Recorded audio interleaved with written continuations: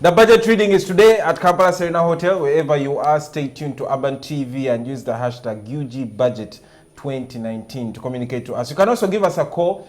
We shall be opening our phone lines. Actually, we are opening our phone lines now if you'd like to talk to us, a young person, because right now we'd like to talk about a pertinent issue, and it's one of the themes of this budget this year, and that is job creation.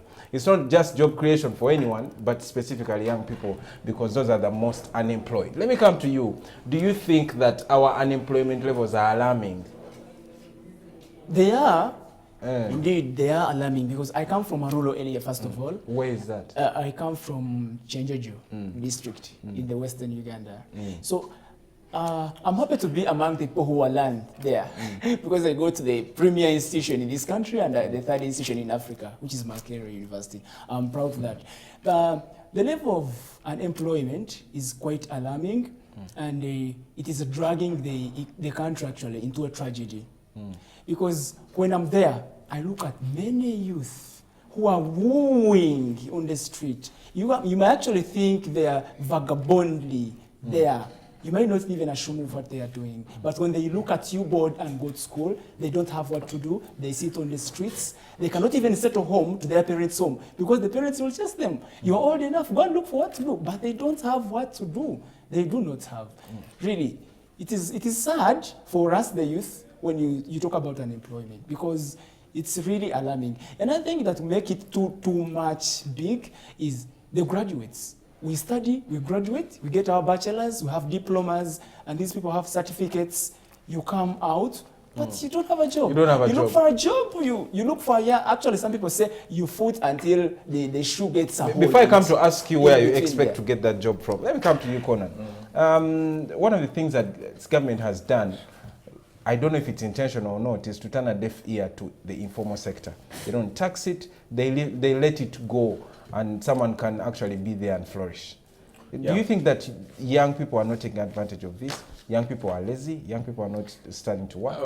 Actually, this is exactly what I was talking about, a mindset change, because when you still have a country that is so weak on taxing the agriculture sector, that is the time you should be planting your tomatoes and selling them without even taxing them. They can pick them from your garden and the one who's going to tax them. Obviously, and they have reduced some of the incentives on things like the fertilizers. I think that's some of the things that will be coming into the budget on reading there, so that people can have more fertilizers and some of these inputs in agriculture at a less cost. There's more irrigation, moisturizing, some issues. The president yesterday they said he's going to bring in tractors. Yes. So it sort of boost the agriculture sector. It will obviously boost the agriculture sector, and that is when a smart Ugandan, and let me tell you something, a smart Uganda needs to look at the future much more than the current situation. We currently, let me talk at the basis of an individual. I am what I am because of the decisions I made 10 years ago. If I made silly decisions, I have to pay price now. If I made smart decisions, I must be enjoying what I did. So smart Ugandan should be like youth right now. If you have your father's land, he has 100 acres in the village. You are here in the city trying to comb streets looking for a job. A smart Ugandan should be making nursery beds and planting hectares of trees. You mean we should leave our degrees? No. And go back and... Exactly now, you've had this question. Since I have a degree in mass communication and I have a master's in mass communication, people find it so embarrassing that I'm planting trees. But let me tell you something. An acre, let me just give this for calculation. An acre of trees takes 50 trees. After 8 years, you can sell each tree at 300,000. If you do my calculation, you realize that you get 150 million shillings per acre in 6 to 7 years. If you have 10 acres, that is 1.5 billion shillings. If you have 100 acres and your father has land which is not utilizing, and you have 100 acres, that's a percentage of the budget. Massive billionaire. Some of these people will die without ever becoming billionaires, and they are working in people's companies looking for jobs. I think what we need in this country, if you're going to stem unemployment, government actually needs to fund mindset change. It sounds stupid, but that's the reality. If we change the mindset of youth in universities, in schools and institutions, we will have more people that can invest for the future, can get out of the campus or universities and start small businesses. And government should actually protect the small scale businesses which are collapsing right now. You protect them by making sure you don't overtax them, and at the same time make sure you give them capital to start. Capital to start. Let me ask you a very interesting question here. Before we pick callers, would you finish your journalism degree and go back to Chenjojo Plant trees. to plant trees? I would. And reason being, I don't know, but I feel I'm too informed You seem about to disagree with me. So you feel you're too educated to go back to Chenjojo and plant trees? disagree with you. No, why I disagreed, the things like this. Now let me ask you a straight question. Allow me to ask you a straight question. What business are you doing right now? Pardon? What business are you doing right now? Right now I'm not. I'm still on the developing stage. That is the point. That is the point. At such a time, you must be having goats. In the village, a goat is sold at 200,000, 100,000 shillings. When they give you pocket money, that's money you should be cutting off To buy a goat, buy. I a was going to chicken. go for another animal because that will. But you can raise chicken. I'll tell you something. When I was at the university, I was a poultry farmer. Me, I never used to go to my father's house to ask for money for. You don't only pay for my tuition, but I used to pay my accommodation at the university. Mindset change. Well, That's what that's we you. need to That's invest in. you. Not all of us can be And like that's that. what we need to Another help thing, you. I come actually. I don't come from a very look rich at the family. years. I don't come from a very rich Look at the family. years we spend in these institutions. From P1, you graduate, maybe you are 23 years. All of these years you are in school. If at all maybe the curriculum is reshuffled and changed, you find like we spend little time in school and we're given other time Would to you practice this. Okay, know why if you're you talking know- about time, you know why would you would you bring sacrifice? Would you sacrifice going to do a bachelor's degree in journalism if you had 15 acres of land that would get you, like you said, 1.5 billion shillings in 10 years? Would you say, I'm not going to school, let me just concentrate on this land? No, I wouldn't have a decision at that time because now I am educated and I know more things. I would take a decision. By that time, really, I would. But now, by that time I wouldn't. But now I would. Now you're more, Because I your know land. more I about drew this. a I learned. conclusion 5 years ago. This country's problems of unemployment are not caused by the education sector. They are caused partly by the policies and the laws we have in a country. When you allow complacency to reign over your country and the youth, that is what you are going to get. Complacency, which means that people are going to depend on takeaways, on the things you give them, and they depend on money you give them in elections, they depend on extortion to actually survive. You're barring your own country. The smartest thing actually, first they talked about it the other day, that unemployment in this country is not because there are no jobs. It is because the jobs that are there, the youth don't think they That they deserve can to do be in those them. jobs. What jobs are there? For instance, I have a friend of mine actually, she finished a degree in economics. She went to beg for me to learn how to make cakes. The other day she made a cake for my friend who was having a wedding in Mnyonyo. Guess how much she charged us? 3 million shillings. And out of that I sat her down, I said, when you spend all this money, how much profit do you make? She said, I make like 900,000 shillings. That is one weekend.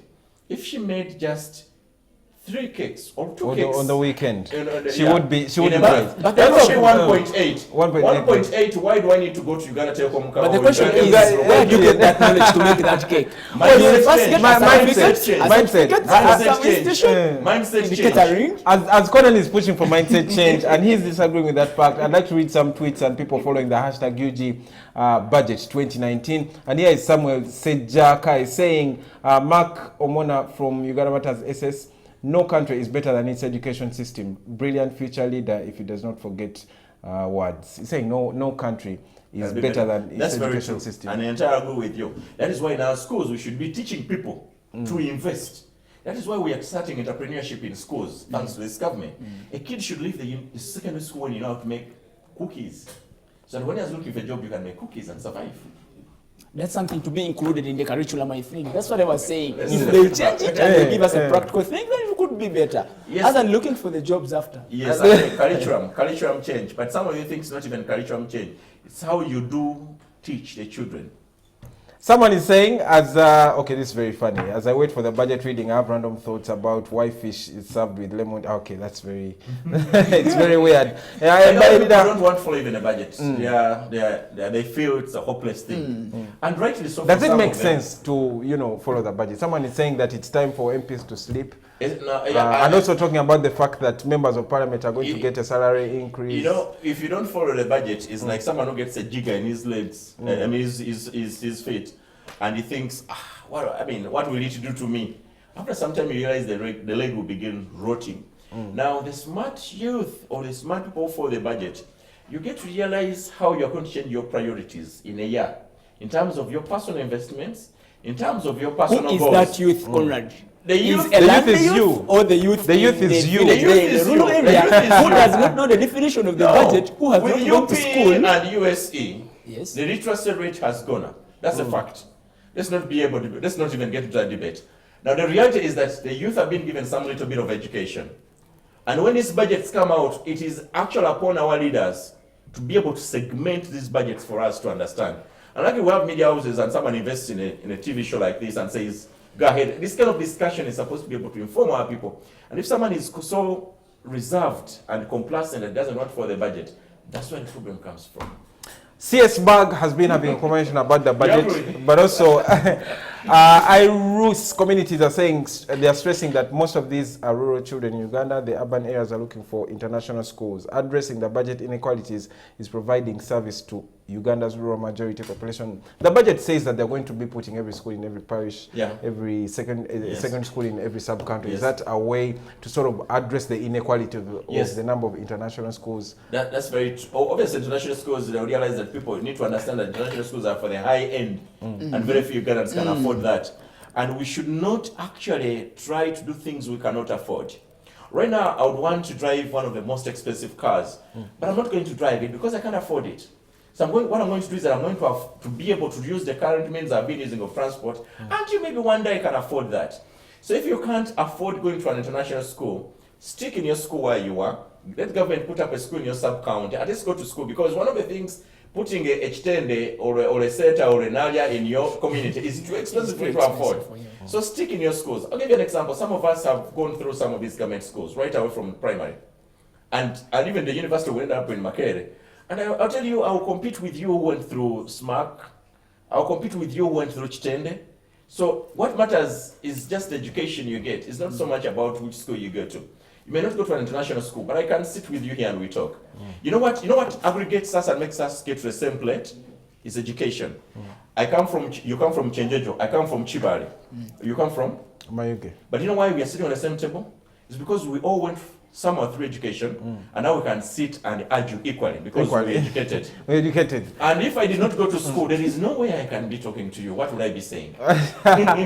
Give us a call on 0414377872. Tell us where you're watching the budget reading from. It's going down any minute from now. The minister is already at Serena, and of course, plus the arrival of the Vice President Edward Chiwanuka Sekandi is also there. But of course, some tweets coming through. People are giving their thoughts on the budget. Self-Made is saying our concern is not the accumulated national debt, but the reason for which Uganda borrows and whether we really utilize the borrowed money for this intended purpose. Hello, caller. You're on air, live on Urban TV. Hello? Hello? Oh, we lost that one. But let us know where you're watching the budget from. Let us have that conversation. What do you think about this, though? He says our concern. Hello, caller. There's a caller on the line. Hello? Naye avuddeko ebiseera byakulya mmere nga minisita wagenda osoma budget tubulire wooli oba oli gulu oba wakava kulima oba tuteka breaki oba otolese ku mulimu gye kuserena olabe budget live wonna wooli tukubire kasimu ako 0414377872. Self-Made said our concern is not the accumulated national debt. Yes. Hello, caller. Hello. Hello. Hello, how are you and where are you watching from? I'm from Mukono. From how is Mukono? Mukono is fine. What is your take on the Ugandan budget 2019-2020? Ugandan budget 2018-2019. I got not much to say, but we need to Hello? Oh, he's dropped off. He's been telling us where he's got. Hello, caller. Hello. Hello, how are you? I'm fine. How are you? Where are you watching from? I'm calling from Fort Portal. Fort Portal. How are you doing in Mugamba Mutta? Tulikurungi. What do you think about the budget 2019-2020? And budgetini nihira paka ebitu kutemba nga mafuta ago. Hata mafuta garatemba. Gatemba mwana. Ekimanyisa bitu byona bitembera kwa bitu byona biroha mu mafuta. Nguruziza kuka foto. Okay, amajita gatemba. Iwe nongirango prices z'ebintu ebirala nazo zigenda kutemba. Avuddeko. Kola, hello? Hello? How are you? Where are you watching the budget from? From Ajumani. How is Ajumani? How is Ajumani? Fundeko is watching the budget from Ajumani live on Urban TV. Hello, caller.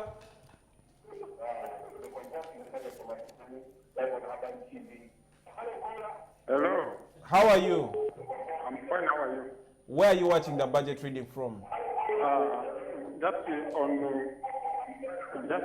health. Where? On health. What do you think about the budget? Health is very poor, especially here in Hoima. In Hoima? Budget is too under. It's under. They are giving little for health. What? You think that they should give more? Yes, I want to increase on health. Hey, thank you very much for your contribution there. He says we need to increase on health. We are misappropriating funds. Professor, that's what I was saying that. Hello? There's a caller. Hello? Hello, caller. Hello. How are you? Yes, how are you? Who am I talking to and where are you watching from? From Banda. From Banda. What do you think about the budget?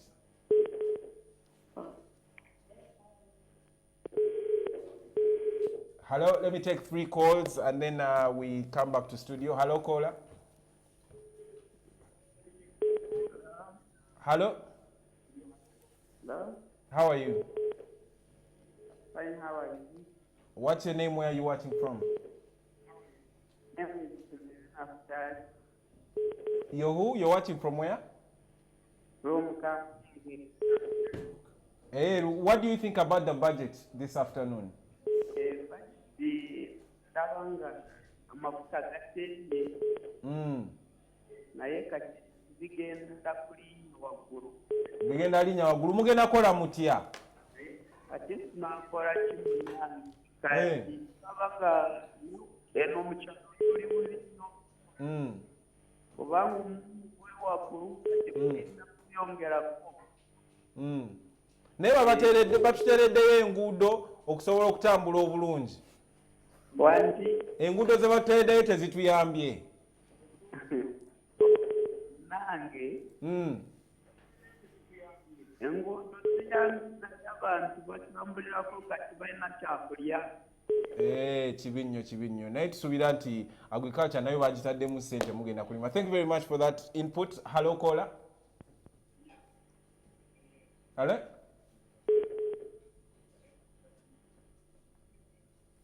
I think I lost that one. Hello, the last one. Hello? Hello, caller. Hello? How are you? Fine. What's your name? Where are you watching from? From where? Paida. Paida. How is Paida doing? Paida is very well. How are the roads in Paida? It's very bad. They are very good. What do you think about the budget? Pardon? What do you think about this year's budget? For me, one place to ask for us on security. Security. Yeah. You think you need more security? We need more security. How about jobs? Do you have jobs in Paida? Pardon? Do you have jobs in Paida? Yeah, they are there. Give some security.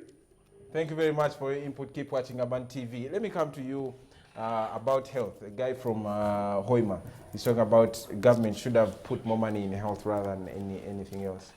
Yeah, it's exactly what we were saying at the beginning, that you see, to a common man, one of the things they need to fund social services. We include health, education, water, and obviously now electricity, because people need electricity in their homes. But obviously some of the things can be cut across, like energy now that is going also into infrastructure, things they need to invest in as a country. It's already taking almost one of the biggest areas on the budget. It's almost the fourth on the budget in terms of ranking of priorities as a country. People do not understand construction of roads. When you tell people you're spending almost 6.4 trillion, which is double the time, almost double the money you're spending on education, which is almost 3 times the money you're spending on health, Yes. on constructing roads and putting up ferries and the rest, to them that doesn't quite make sense. I think one of the things actually government has to do is to sensitize people as to why they're taking a certain direction as a country. I know the president labors, or even labored to do that during the State of the Nation address, but at times people don't get convinced that you are spending more money, and yet in some of these hospitals, there are no drugs, people are dying, there are no theaters that are functional. And one of the things causing trouble for this country is corruption and when you get to misuse of funds. Misuse of funds. Because some of the things are very basic. Let me give you an example. If you're having almost 2.6 trillion shillings being spent on health, all that money doesn't go to wages and paying, the payment of poor salaries. Some of that money should actually go to buying medicine, making sure every health center, 3, 2, and hospital, equipment, and Is they're equipped. We're looking at the other day, Masinde Hospital. It's completely rotting. The theater stopped working. Women give birth, and once you give birth, they tell you move out. You give birth, you move out. Someone is already in line. How can you run a country like that? It's just because someone is not doing his job on the simple basic things. That's why you feel people are very frustrated. But if we just utilize the money, the little money that is available on these social services, people wouldn't be worried about how much money is spent on security and roads. They wouldn't be worried. Now, talking about job creation, of course, in the line of the budget, the other day we were talking about labor export. Young people now are thinking, okay, there are no jobs in Uganda, let's go abroad. That's why there is lots of these Middle East organizations and companies ferrying young people abroad. What's your take as a young person? Would you choose to go abroad and work if after 4 years you don't have a solid job?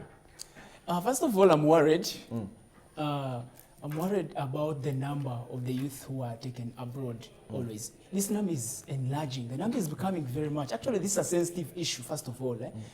I would like to reference it to Conrad's point of changing the mindset of people.